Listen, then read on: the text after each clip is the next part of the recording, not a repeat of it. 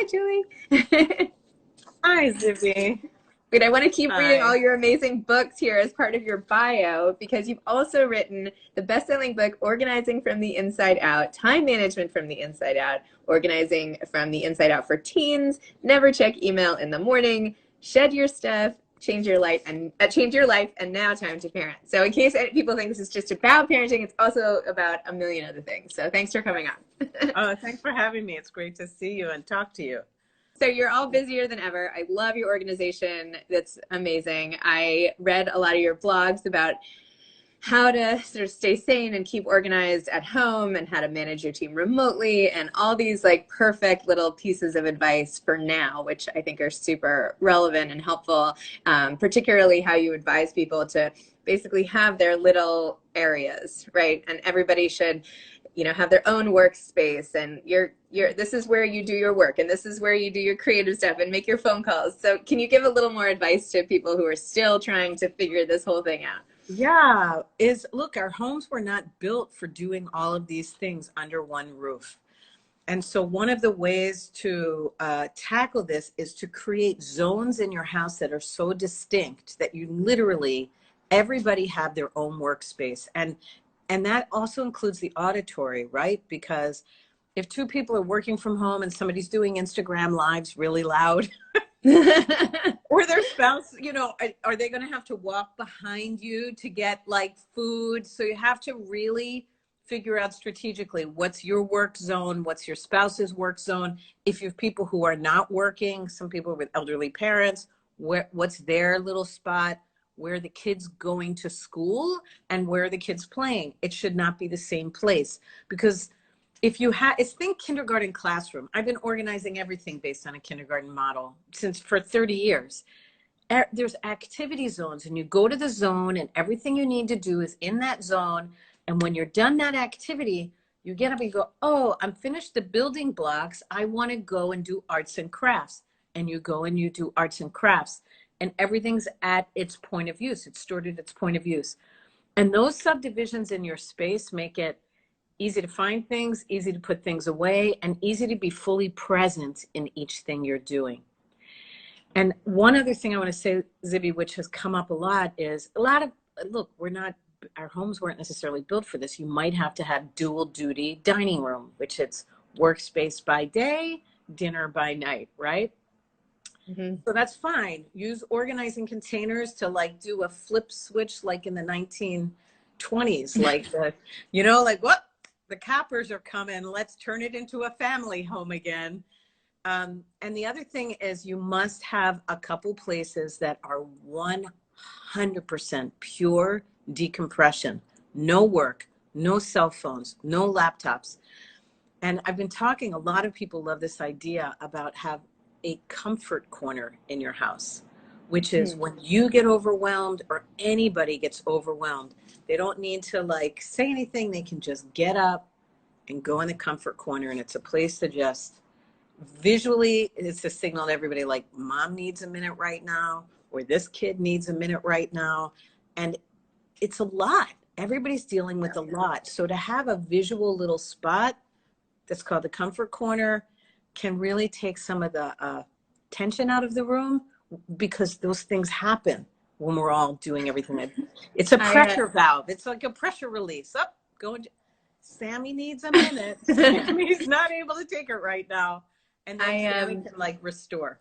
I inadvertently created my own comfort corner, because I reached the end of my rope the other day and retreated into the bathroom right back here and got into my empty bathtub and just hid from it until the kids came in, and I was like, I just need a minute. Exactly. So I don't know. I don't think I want other people in my comfort corner, but maybe everyone can make their own comfort corner. That's true too. Everybody can have their own. Everybody. Julie, I told you this on our podcast. One of the things that has helped me so much from your time management and your way of thinking about the world and prioritizing is I never say it right, but min, max, mod. What's the most you can do in this thing? What's the least you can do? And what's the medium amount you can get done? And so I feel especially now, that way of categorizing the level of effort that I'm putting into things. Like Yeah. your example in the book was sort of like, how do you plan a birthday party? Do you go all out and customize napkins, or do you, you know, get off the shelf everything or whatever? But I feel like for now, it's so important to think things, you know, what's the most I could do? Do I have to bake with my kids every day and print out worksheets and make them, like, you know, learn Mandarin? No. Or what's the least I can do? And like, and what are the trade-offs? So I think that's so valuable. Yeah, and there's the max, there's the min, and then there's the moderate. And what it does is it gets us out of the black and white thinking, the mindless perfectionism that there's only two versions of everything, which is, I knocked this out of the park. I was a pandemic master. I had, you know, the house was clean.